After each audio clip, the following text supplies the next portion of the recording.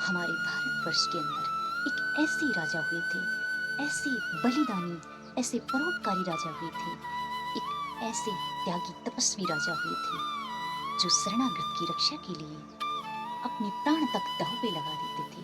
यूं तो हमारे भारतवर्ष में बहुत महान और त्यागी तपस्वी बलिदानी सत्यवादी राजा हुए हैं, लेकिन ऐसे ही एक राजा हुए थे, राजा शिवी।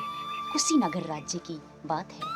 कुशीनगर राज्य में एक राजा रहा करते थे। राजा का नाम था शिवी। तो राजा अपने प्रजा की रक्षा में सदैव तत्पर रहते थे, अपनी प्रजा के कष्टों का हरण करते थे, कभी अपनी प्रजा को दुखी नहीं देख सकते थे। राजा शिवी की चर्चा हर जगह चलने लगी। राजा शिवी बड़े ही परोपकारी थे। तो उनके इन परोपकार, बलिदान और त्याग को देख करके, उनकी इस धर्म और शरणागत रक्षा को देख करके एक दिन इंद्र को भय हो गया कि कहीं इस राजा की इस प्रकार चर्चा चलती रही तो ये राजा की इतना इस राजा का इतनी चर्चा बढ़ गई है कि कहीं ये राजा मेरे सिंहासन को न छीन ले। तो ये सोच करके इंद्रदेव ने राजा शिवी की परीक्षा लेने के निर्णय किया। तो अग्निदेव को अपने साथ बुलाया।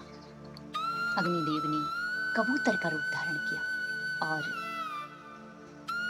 इंद्रदेव ने बाज का रूप धारण किया। बड़ी ही पावन और पवित्र कथा है कि किस प्रकार राजा के परोपकार की वो दोनों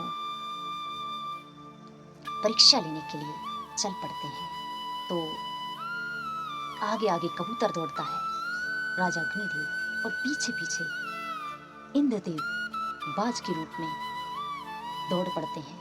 तो जैसे जैसे कुशीनगर राज्य की ओर बढ़ते हैं तो कबूतर धड़ाम से जाकर राजा शिवी के गोद में छुप जाता है और राजा शिवी से अपनी प्राण रक्षा की भिक्षा मांगता है।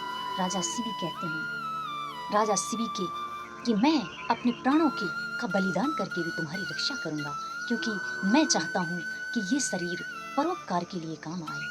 तो इतने में ही बाज वहाँ आ जाते हैं, कहते हैं राजन, तुम मेरे शिकार को मुझसे नहीं छीन सकते, ये मेरा शिकार है और मुझे मेरा शिकार वापस दो, क्योंकि मैं बहुत समय से भूखा हूँ और मेरी भूख इस कबूतर से मिटाने वाला हूँ मैं, और आप इस कबूतर को मुझसे नहीं छीन सकते, मेरे शिकार को मुझसे नहीं छीन सकते। राजन बोले, नहीं, मैं अपने शरण में आए हुए की रक्षा करूंगा, चाहे इसके लिए आप मेरे प्राणों की भीख मांगे तो अपने प्राणों की भी भीख दे दूंगा, पर मैं अपने शरणागत की रक्षा से पीछे नहीं हटूंगा।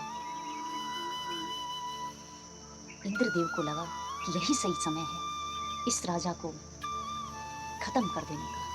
तो क्योंकि इंद्र को भय था कि कहीं ये राजा मेरे सिंहासन को न छीन ले, तो बाज के रूप में इंद्रदेव बोले कि हे राजन, अगर आप चाहते हैं कि आप अपने शरणागत की रक्षा करें तो मैं इस कबूतर के बदले आपका मांस भी ले सकता हूँ। आप चाहे तो मुझे अपना मांस दे दीजिए, ताकि मैं आपका मांस, इस कबूतर के बराबर आपका मांस खा करके अपनी भूख को शांत कर सकूं। तो वहीं राजा शिवी बोले कि इस नश्वर शरीर का क्या मूल्य है, चलिए हम इस कबूतर के बराबर आपको मांस दे देते हैं।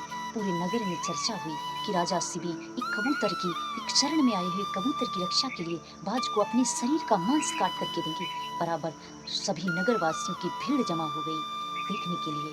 तो एक पलड़े में कबूतर को बिठलाया गया और दूसरे में राजा शिवी अपनी जंघा का मांस काट काट करके रखते गए। यही देखकर सारी प्रजा दंग रह गई और राजन अपना पूरा मांस राजन ने रख दिया, लेकिन कबूतर का भार बढ़ता ही गया, कबूतर का वजन बढ़ता गया और राजा शिवी पूरा शरीर, राजा शिवी का केवल हड्डियां बची और पूरा मांस पलड़े में रख दिया गया।